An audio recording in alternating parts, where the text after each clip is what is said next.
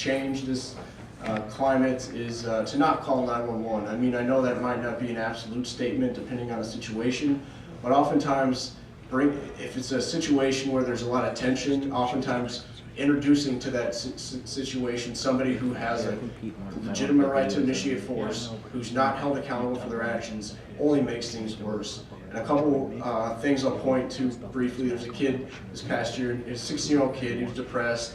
He was a kid named Andrew Messina, and you know, he talked to his old man on the phone, and he was they called the police. His dad wasn't home at the time, and the kid went out to the front door essentially, and I guess he knocked on the window pane. The window pane broke. Kid ended up getting shot by a police sniper and killed. And you know, his old man said they brought an army to take out a 16-year-old boy. An army of officers, an armored vehicle, riot cops, and a sniper was this all needed. You know, he says that instead of the fire being put out, they brought gasoline. So that's just one example. Another example that a lot of us are probably familiar with is Kelly Thomas, who was killed out in Fullerton, California. He was what happened in that situation was the owner of Slide Bar told his employees, hey, I don't want any homeless people hanging around my outside, so if you see something, call the police.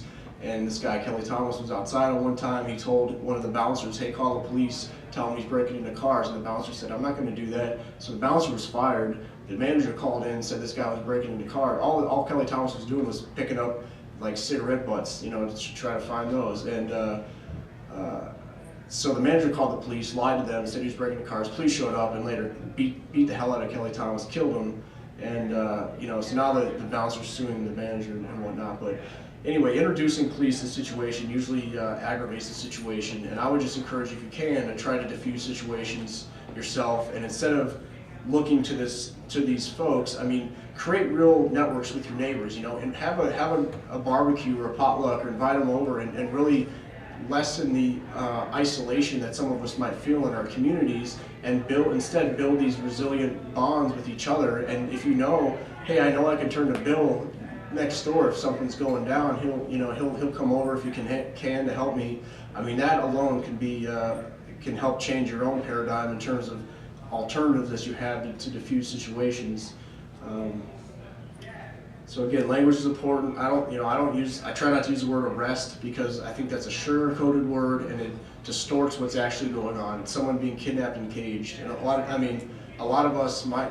I know some of us have been kidnapped and caged in here for not doing anything wrong. So I'd encourage you to not, and to read like the mainstream media. They'll say the authorities said this or whatever, and just to like gloss over, to not even think about what they're saying. The mainstream media doesn't question the so-claimed authorities, you know, and they just parrot what they say. So if you echo that if you say, well, the authorities said this, I would just encourage you to really unpack that language for yourself in your own mind, the way you look at it, and then also in conversations with people in your sphere. And you're all good. So yeah, so in essence, I'd say, you know, don't grant these people who claim your authority, don't grant it. Just and it's not I don't think you need to try to live as a reaction to somebody else. I would just say live your life and associate with people that you want to associate with. And if something does happen to you or somebody you care about, then help support them and help do damage control. You know, don't let this course of Monopoly consume you, but instead, like, be productive and just do your thing, and don't be guided by fear.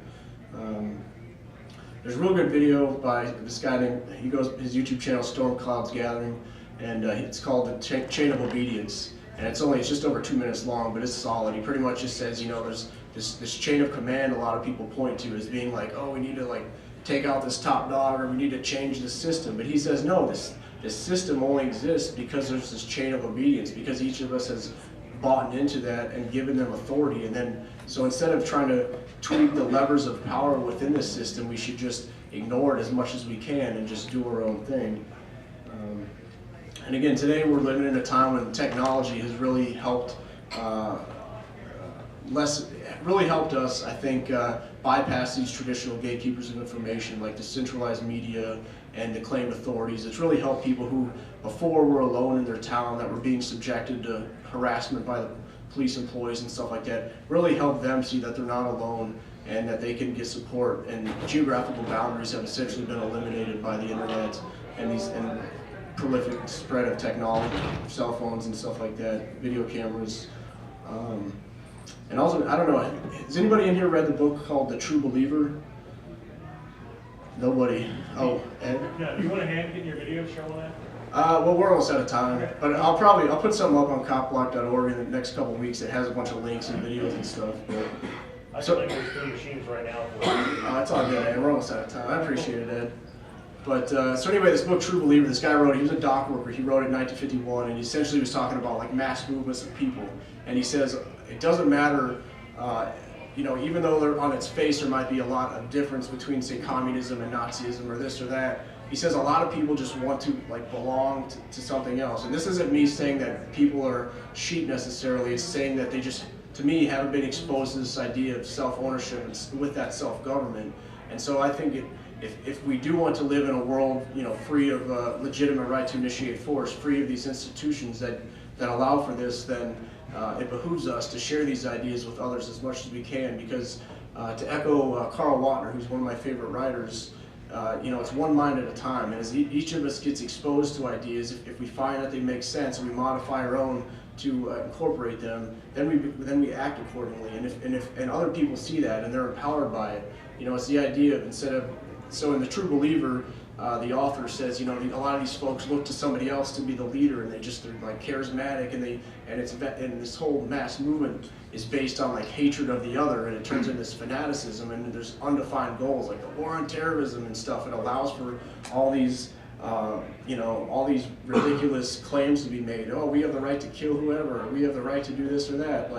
So I would encourage you, if you can, to I think those sort of mass movements are easily led by others that operate based on this course of monopolies would not be able to happen if everybody does act deliberately and knowing that they own themselves. And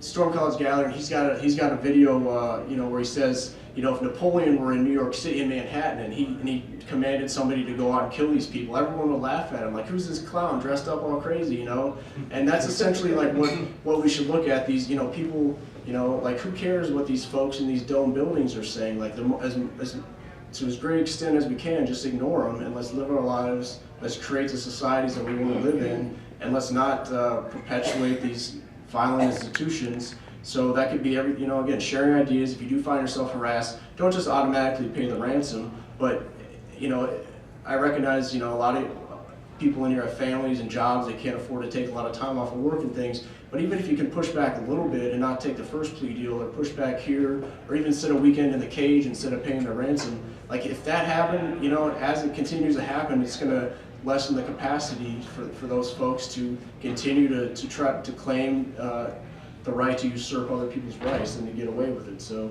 I'll admit, like, a society without an institution of legitimate violence isn't going to be utopia. There's still going to be some bad folks, but it's going to be, those bad folks will be dealt with much more quickly before their harm can be widespread.